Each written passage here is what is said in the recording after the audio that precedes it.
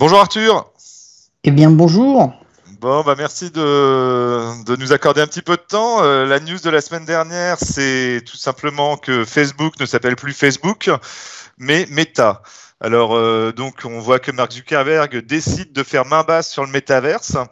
Alors, le métaverse, c'est, cette capacité à être dans un espace 3D grâce au matériel de réalité virtuelle et d'interagir comme ça à distance. Voilà, donc aujourd'hui, on va parler de ça. Euh, alors, Arthur, qu'est-ce que tu en penses toi, de ce métaverse vendu par Facebook? Alors, déjà, le métaverse, c'est quelque chose qui n'est pas forcément vendu que par Facebook. Métaverse, ça vient du Samouraï virtuel, qui est un roman qui est paru en 1992, donc de Neil Stephenson. Donc, c'est vraiment quelque chose qui est lu depuis un certain temps. Et vous avez beaucoup de romans qui ont construit les cerveaux de ceux qu'il y a maintenant dans la Silicon Valley. Et c'est important en tant qu'investisseur de les connaître. Vous avez Dune, vous avez Samouraï virtuel, vous en avez vraiment énormément. Et Ancien. voilà, donc tout ça, c'est des choses qui ont drivé la création de valeur de ces acteurs parce qu'en fait, ils veulent essayer de copier ce qui se fait dans ces romans. Donc il y a des très bonnes news là-dessus. Il y a beaucoup de choses qui se font. Par exemple, c'est très connu, mais le fondateur de Amazon, Jeff Bezos, est un fanatique de Star Trek. Et récemment, on a eu une belle news sur Star Trek parce qu'on a des gens qui ont réussi à créer, entre guillemets, à vous donner la sensation de toucher quand on touche un hologramme. Et quand on a déjà vu Star Trek, vous aviez ce qu'on appelle l'holoroom, et ça permettait d'aller dans un univers virtuel qu'on crée, et voilà, on pouvait aller en haut du Kilimandjaro, puis après transformer ça c'était une plage de sable fin, voilà, et puis chacun touchait, et voilà, et on incorporait l'humain dans l'univers virtuel. Alors, le métaverse, comme il est décrit dans le Samouraï virtuel, c'est un peu plus c'est pas du tout la même chose. C'est un univers virtuel 3D dans lequel on incorpore un avatar et on vit à travers cet avatar. Alors si on peut, il y a des jeux qui ont fait ça depuis un certain temps. Les premiers, c'est Second Life, ce genre de choses. Donc voilà, c'est quelque chose qui existe depuis un certain temps. Pourquoi est-ce que maintenant ça fait plus sens qu'à l'époque? Parce qu'on sort de l'aspect juste jeu, et le but c'est vraiment de faire une plateforme qui va au-delà du simple jeu. Donc ça, c'est quand même important, et c'est ce que veut vous vendre Facebook, c'est-à-dire de dire que Internet et l'Internet du futur, ça sera une interaction 3D et un métaverse dans lequel on fera des choses, ce genre de choses, et on se baladera avec un avatar et on regardera. On peut aussi regarder Ready Player One là, de Spielberg, qui a 2 ans, quelque chose comme ça, qui est tout à fait dans cette idée-là. Voilà, qui est exactement dans la même idée. Donc bien revoir Tron. Ou revoir Tron. C'est exactement la même chose. Donc ça vous montre à quel point le cinéma, ce genre de choses, ça vous donne un peu d'avance sur ce qui va se passer, sur ce que ces géants, ils essayent de faire. Donc le métaverse, c'est ça, d'accord? Alors, après, est-ce qu'il sera plutôt avec des hologrammes ou plutôt avec des casques de réalité virtuelle? Il y a un peu de tout. C'est la différence entre AR et VR. Je pense que définir à l'heure actuelle si c'est l'AR qui va gagner ou la VR, c'est un petit peu compliqué. À mon avis, il faut être dans les deux. Et d'ailleurs, notre ami Marc est dans les deux cas. Il investit fortement dans la AR et il investit fortement dans la VR. Trop souvent, on voit Meta, du coup le nouveau nom de Facebook, qu'à travers Oculus et ce genre de choses. Mais attention. Oculus sont ces casques de réalité virtuelle qui sont très performants. A priori, c'est une des grandes marques. C'est la plus grande marque et ils l'ont acheté il y a plusieurs années. Ils ont investi massivement dedans et vraiment, il se passe quelque chose. Alors, pourquoi est-ce que je suis fondamentalement bullish sur Facebook et sur le call de Mark Zuckerberg de changer son nom? Et pourquoi je pense que c'est pas un truc juste marketing? Pourquoi? Parce qu'en fait, si vous regardez en gros ce qui s'est passé, on a créé Internet. Le gagnant d'Internet, c'est qui? C'est Google. Parce que quand vous allez sur Internet, la première chose que vous voyez, c'est Google. Celui qui vous amène partout, c'est Google. C'est-à-dire tous les autres acteurs, ils sont dépendants de Google parce que le numéro 1, celui sur qui vous allez quand vous commencez, c'est Google. Quand vous prenez le mobile, vous avez 2 acteurs qui sont gagnants, ils s'appellent Google et Apple. Parce que quand vous ouvrez votre téléphone, c'est soit Android, soit iOS. Point. Les autres, ils sont tous dépendants de ces deux-là. Que vous vous appeliez Amazon, Tencent, Alibaba, n'importe quoi, vous êtes dépendant. Plus vous êtes gros, plus vous avez de capacité de jouer face à eux. Mais entre guillemets, ces 2 acteurs-là, c'est eux qui fixent les limites de l'univers et qui vous disent ça vous avez le droit, ça vous n'avez pas le droit. Voilà. Et le call d'Apple de limiter les cookies sur sa plateforme est un très bon exemple. Et ça fait énormément de mal à Twitter, à Facebook et à beaucoup d'acteurs qui sont très forts. Pourquoi ? Parce qu'en fait, Apple a décidé qu'il allait être dans une notion de protection de la vie privée de ses utilisateurs, et il a décidé que ça serait comme ça, et tous les autres qui subissent, qui sont du coup en aval, alors que Apple est en amont, c'est le numéro 1 de la chaîne, et ben ils subissent ce choix et cette position d'aval. Et en fait, ce que veut faire Facebook, c'est de se dire que dans le métaverse, il faut que ça soit eux le numéro 1, donc que ça soit eux qui aient la position en amont, tout en haut, et que les autres subissent le fait d'avoir la position d'aval. Donc en fait, quand on regarde, on vous a mis en détail, c'est ce que Mark Zuckerberg a dit dans le Q3 de Facebook, et ils nous disent que leur but, c'est pas de gagner dans la VR et dans l'AR, ça c'est un but, mais surtout leur but en faisant les investissements maintenant, et en se rebrandant en méta, c'est d'accélérer l'arrivée de l'AR et de la VR. Parce que le but de Facebook, c'est justement de se libérer de l'emprise de Google et d'Apple. Et pour faire ça, il faut faire émerger le métaverse. Et ils investissent très massivement dedans. Donc on est au tout début du métaverse, au même titre qu'il y a 30 ans, on était au tout début d'Internet.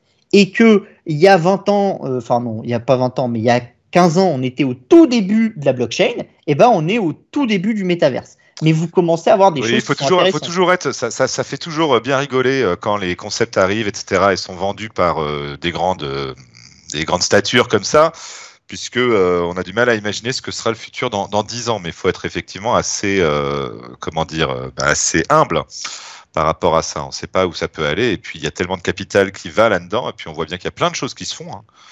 Et ça va sûrement exister, quoi. Ah, mais c'est pas ça va sûrement exister, c'est ça va exister. Et puis ça existe déjà. Phénomène, ça existe. Ce qui n'existe pas vraiment, c'est véritablement que les gens se servent beaucoup de casques de réalité virtuelle. Mais les univers persistants, les endroits où les gens se rendent pour discuter dans d'autres univers, tout ça, ça existe déjà.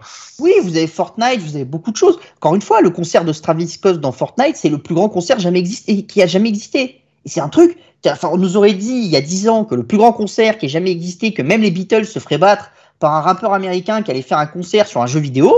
Je pense que la majorité des gens, ils m'auraient dit Arthur, tu es fou.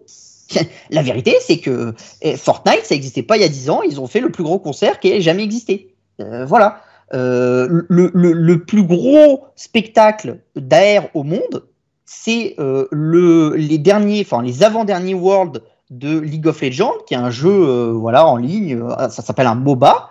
Et c'est eux qui ont fait le plus grand spectacle d'AR qui ait jamais existé de toute la planète. Et voilà. Donc, tu peux nous le décrire, qu'est-ce qui s'est passé ils étaient dans un stade et ils ont fait un show AR de plus de 15 minutes avec énormément de choses. Et c'était le plus gros show AR qui ait jamais existé au monde. Ils ont investi. Et donc, réalité augmentée, donc ça veut dire que les gens avaient tous leur téléphone ? Comment ça se passait ? Non, en fait, tu le voyais parce que l'AR, t'as pas forcément besoin d'un téléphone pour le vivre. Ah, d'accord. Parce qu'aujourd'hui, les principes de réalité augmentée, c'est principalement ça quand même. C'est-à-dire qu'on surimpose, on filme autour de soi et se superpose des choses à travers le téléphone. Pour moi, c'est ça aujourd'hui la réalité augmentée. En fait, l'AR, d'autres choses. L'AR, ça peut aussi être des hologrammes. Des hologrammes, c'est de l'AR. D'accord. Et en fait, c'était des jeux d'hologrammes, des jeux de. Mais en fait, vous pouvez faire énormément de choses avec l'AR. Les gens sous-estiment beaucoup l'AR. Ce n'est pas que les téléphones et que Pokémon Go où on met son téléphone autour et puis on envoie. C'est déjà des choses assez fortes. Et ça a tout un tas d'applications. Ah mais oui, vous faites déjà énormément de formations de médecins avec de l'AR, ce genre de choses, parce que quand vous voulez apprendre, c'est plus facile d'apprendre avec de l'AR ou de la VR que d'apprendre sur un cadavre. Il y a moins de risques, il y a un coût qui est moindre. Vous avez énormément de choses. Donc, le rebrand de Facebook à Meta, c'est vraiment quelque chose de très très intéressant. Ce qui en plus est intéressant, c'est que dans cet univers du métavers, vous avez un croisement de deux acteurs qui sont très puissants, les GAFAM, qui ont envie de ce métaverse et qu'on tous, pour certains, c'est une peur, comme Google, Apple, en se disant qu'ils pourraient être disruptés. Pour certains, comme Facebook, c'est une opportunité. Et vous avez aussi autre chose, c'est que dans cet univers du métaverse, vous avez toutes les applications blockchain et tous les gens qui créent de la blockchain qui aiment le métavers et qui veulent créer le métavers. Donc, par exemple, vous avez tout ce qu'on appelle les jeux NFT, ce genre de choses qui sont un peu des métavers. Donc, vous avez Axis, par exemple, qui est un jeu qui essaye de travailler autour du métavers et ça vaut, la crypto à l'heure actuelle, elle vaut plus de $100. Elle a fait x1000. et la valorisation diluée de la crypto, c'est plus de 30 milliards de dollars. Donc c'est quand même Là, des tu gens. m'as perdu, Arthur. Je dois avouer que tu m'as perdu. Quel rapport avec un environnement 3D c'est quoi? C'est des NFT, hein? Non, en fait, Axis, c'est un jeu sur lequel vous pouvez acheter des terrains, un peu comme on avait sur Second Life. Donc un jeu avec des cases de réalité virtuelle. Voilà. Non, D'accord. sans casque de réalité virtuelle. C'est un jeu dans lequel vous pourrez rentrer, comme Fortnite. Vous pouvez acheter du terrain, vous Ok. pouvez vivre dedans, et il y a des NFT en plus. Et eux, leur but, c'est d'évoluer vers du Donc là, on métavers. est plutôt dans Second Life. On est dans la Voilà. Second Life sur la blockchain avec des éléments crypto. Voilà, et avec des éléments achetables. Et l'avantage que vous avez dans ces univers-là, ce que ces gens-là vous vendent, c'est de vous dire qu'en fait, s'ils arrivent au métavers et à faire en sorte que les choses discutent, c'est tout ce que vous créerez dans le métavers, ça sera à vous et vous aurez la capacité de le vendre. Donc votre donnée, votre machin, et tout sera échangeable. Ça, c'est ce que vous vendent les acteurs de la blockchain actuelle qui rentrent dans la métaverse. Et donc, c'est très, très intéressant. Et vous avez énormément de choses à faire sur le métaverse. Sur le métaverse, vous avez des capacités, par exemple, de dire que les NFT, ils auront beaucoup plus de valeur. Parce que vous avez une capacité d'afficher sur votre avatar des NFT et ce genre de choses. Donc, ça donne de la valeur aux NFT. Parce que vous êtes le seul à pouvoir afficher le t-shirt parce que vous avez acheté le NFT machin.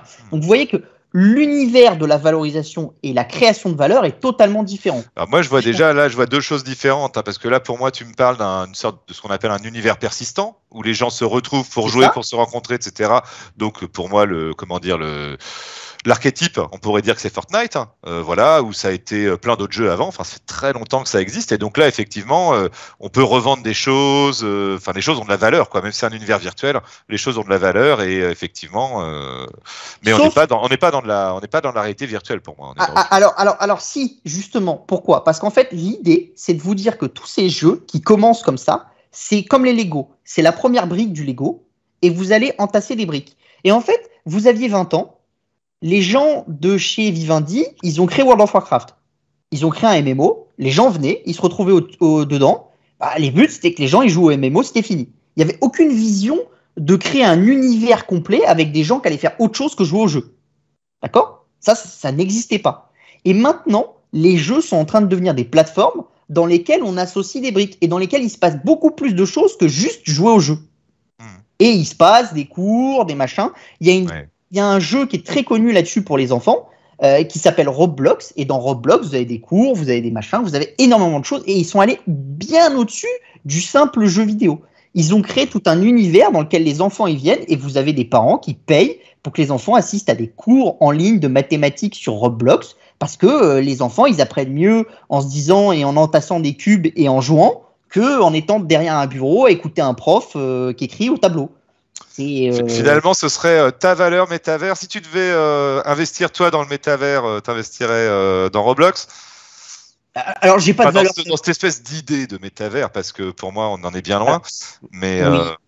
Alors, comme toujours, les idées, elles sont abstraites. C'est-à-dire, vous avez ce que vous avez dans les livres, ce que vous avez dans les films, et après, vous avez la réalité. Et la réalité, c'est toujours un peu, c'est comme la pâte du gâteau, quoi. Vous l'étirez, vous allez un peu à gauche, vous la modelez, puis ça évolue avec les besoins des gens. C'est-à-dire que quand on a créé Internet, on savait pas vraiment qu'il allait falloir avant tout un navigateur, ce genre de choses. Ouais. Que ça c'était important, qu'après il faudrait un mail, que dans les mails il y aurait le souci des spams, ce genre de choses. Tout ça, ça s'est créé avec le temps. Donc c'est pour ça que quand vous êtes en avant, on se retrouverait avec Internet dans sa poche, et puis qu'il y aurait les réseaux sociaux. Enfin bref, on sait rien de ce qui va se passer, quoi. Voilà, donc c'est pour ça il faut toujours vous dire qu'est-ce qui est intéressant dans ce domaine, qu'est-ce qu'on peut créer, et vous dire que vous n'avez aucune certitude. C'est intéressant parce qu'il y a énormément de valeur à créer. Il faut essayer en tant qu'investisseur d'aller la capter. Après, moi, je ne vous dirais pas acheter telle valeur. De toute façon, nous ne donnons pas de recommandations financières. Hein, c'est entendu, ça. Hein. Non, mais voilà. Mais je ne vous dirais pas ma valeur, c'est celle-là. Moi, par contre, ce que je sais, c'est qu'il y a un amas de valeurs qui sont intéressantes pour jouer le métaverse. Et je pense que quand on est investisseur et qu'on investit dans cet amas de valeurs, qu'on en prend 5-6, on a de fortes chances d'avoir un gagnant. C'est-à-dire que c'est comme quand vous étiez avec Internet. Quand on regarde ce qu'il y avait dans les années 2000 de côté, ce genre de choses, si vous achetiez vraiment des trucs qui vous montraient quelque chose et qui vous montraient une vraie force, vous achetiez quelques valeurs. Il y en a quelques-unes qui sont mortes, mais les autres, elles ont survécu et elles ont gagné. Si vous achetiez des moteurs de recherche, vous alliez acheter Lycos, Google, Yahoo, ce genre de choses. Bon, vous voyez bien, Lycos, c'est mort. Yahoo, ça a été vendu, vous n'avez pas fait grand-chose. Et Google, ça vous a rendu millionnaire. Voilà. Bah là, c'est la même chose. Donc, il ne faut pas se dire, le gagnant, ça va être celui-là. Je ne sais pas, je ne peux pas vous dire si Facebook va être le gagnant ou pas. Par contre, ce que je peux vous dire, c'est que dans la tech américaine, il y a quelques acteurs qui sont très bien placés. Dans la blockchain, il y a quelques acteurs qui sont très bien placés. Et donc, je pense que c'est très, très intéressant d'aller dessus. Et si on descend au-delà de juste le métaverse et la VR et la R, ce qui est intéressant, c'est qu'on voit d'autres sociétés aller très fortement dans ce domaine-là. Snapchat, c'est la même chose. Ils ont surinvesti dans la R. Alors, eux, ils ont sous-investi dans la VR. Ils sont vraiment plutôt dans la R, mais c'est un peu la même chose et ils vous parlent de plus en plus de métaverse parce que justement, ils ont le même problème. Ils n'arrivent pas à avoir la taille de Facebook dans les réseaux sociaux et pourtant, je sais qu'on vous en parle. Beaucoup de gens vous disent, mais Snapchat, Twitter, TikTok, ça va venir à bout de Facebook. Mais en fait, non. C'est la même chose que dans l'univers d'Internet. Dans Internet, celui tout en haut, il s'appelle Google. Et après, vous avez tous les autres. Dans l'univers des réseaux sociaux, celui tout en haut, il s'appelle Facebook. Et après, vous avez tous les autres. Et dans un cycle, voir un numéro 2 devenir un numéro 1 sans qu'il y ait un changement radical de technologie, c'est très très rare. Voilà. Ok. Bon, bah merci Arthur pour cet éclairage. Alors moi, je me permets quand même d'attirer votre attention sur le numéro de New Tech Insider USA, pour le coup, Ray Blanco, qui le mois dernier, lui, a publié un dossier sur le métavers. Et oui, il recommande deux valeurs.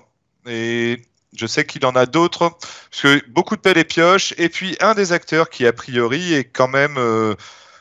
il a commencé dans un autre domaine, mais pourrait probablement prendre de très belles parts de marché.